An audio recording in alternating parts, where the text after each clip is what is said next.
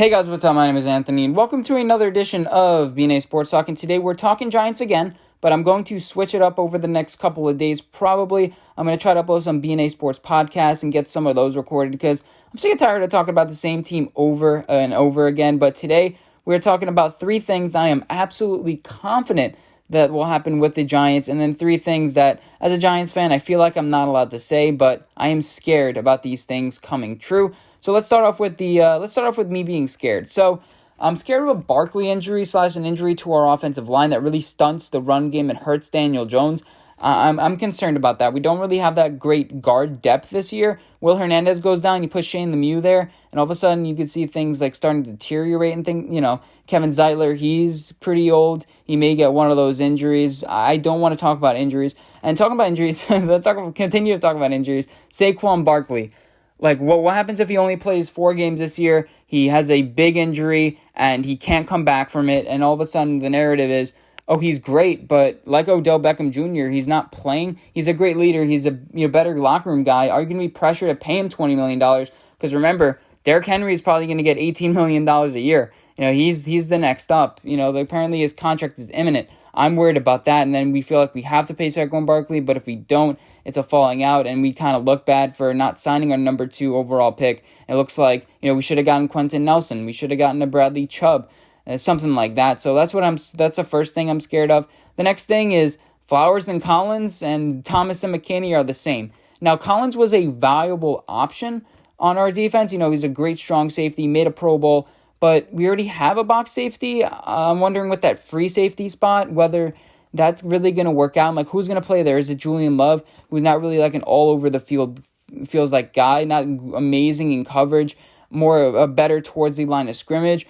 Are we going to have Askew Henry at that free safety position? What are we going to do at that position if we do anything at all? Maybe we just have two strong safeties with the same skill set. I don't think either of them are good enough to play a free safety role. Antoine Bethea definitely wasn't the option, but I'm thinking Xavier McKinney. What if we just got an Antoine Winfield or something like that? That could have been a better option there. And taking a look at Andrew Thomas and Eric Flowers, the guard thing really kind of resonates because Andrew Thomas is a beast. He's a physical man right up front. Long arms, good to be a tackle, but his feet, he's not really that agile. Some things you say about Flowers, but what I am confident in Andrew Thomas, he's going to work at it. If he's not good, at least he's going to work. Eric Flowers didn't want to work, so that's why I don't think it's going to happen. But there's that thing in the back of my head saying, that just can't be, a coincidence, something like that. But the final thing I'm scared of is, has our defense really improved? You take a look at position over position depth.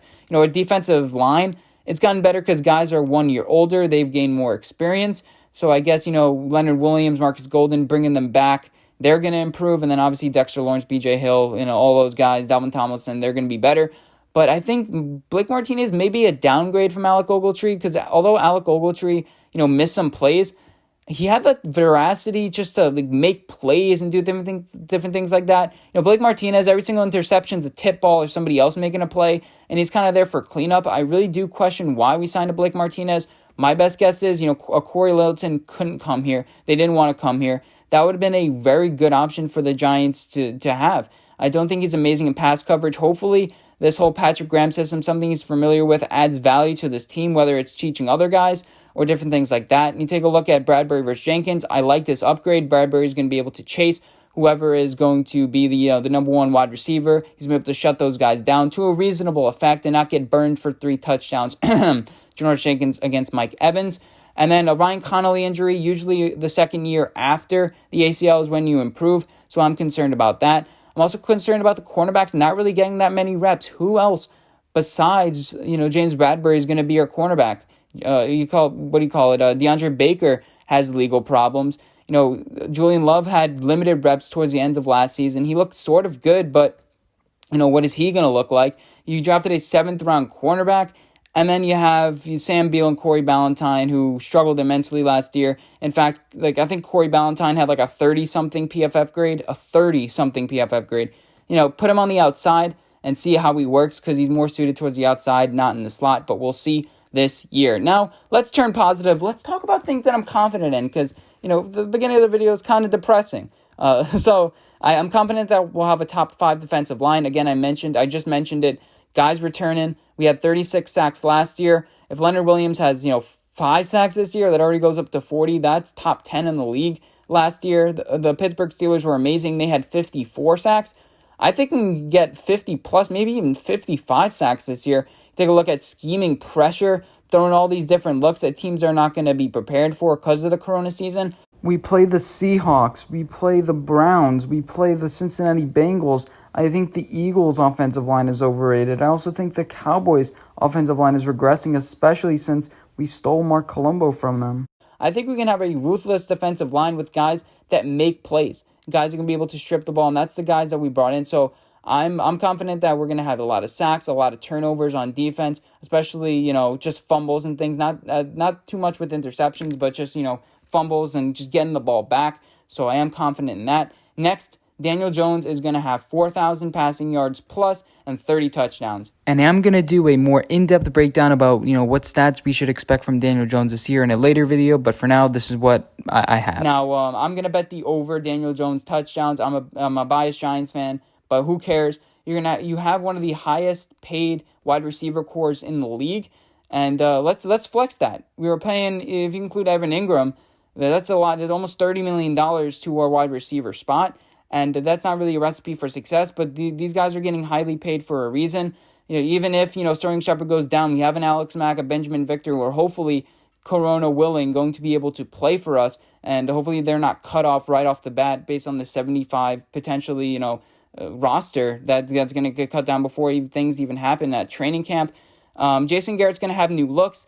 Dan Jones is going to run for another 5 rushing touchdowns because things are going to be spread out. He hasn't called plays in over 5 years. He's been itching to try something new, and I think he's going to try that out with the Giants, reinvent himself, and he's going to be, appealing to other teams because right now, what are we looking at? We're looking at young guys who are able to adapt and be able to call unique plays that, defenses can't really prepare for. So that's something I'm confident in. Jason Garrett really improves Daniel Jones. We'll see what happens next year to see if he stays on the team.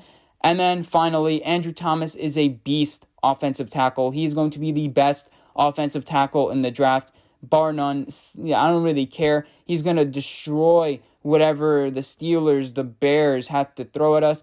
With Khalil Mack, he doesn't really have a great power move. He has a great move off the edge. And I think that Mark Colombo is going to be able to teach him, be like, hey, this is what Khalil Mack does. You're going to be able to just solve that every single time. And we see with a lot of Dallas teams, they're able to shut down guys because Mark Colombo is a great teacher. And Andrew Thomas has all the skills. He's better than Wirfs. He's better than Wills. I don't care what you think. And I think that he's a great work ethic. And I really think that Mark Colombo is going to fall in love with Andrew Thomas right when he meets him, whenever the first practice is. He's going to love the way Andrew Thomas just receives information and then makes the fixes right away. And he's going to love his intensity, his work ethic, and everything that we've seen and known to love about Andrew throughout this entire process. I hope you guys enjoyed this video. Let me know what you guys think. What are some of your things that you're a little bit cautious about and other things like, no, this is definitely going to happen? Andrew Thomas for Offensive Rookie of the Year hype. Just kidding. Left tackles can't win Offensive, Player of the Year. Or can they? But I hope you guys did enjoy this video. Let me know what you guys think. But I hope you guys did enjoy, and I'll see you guys in my next video. Bye, guys.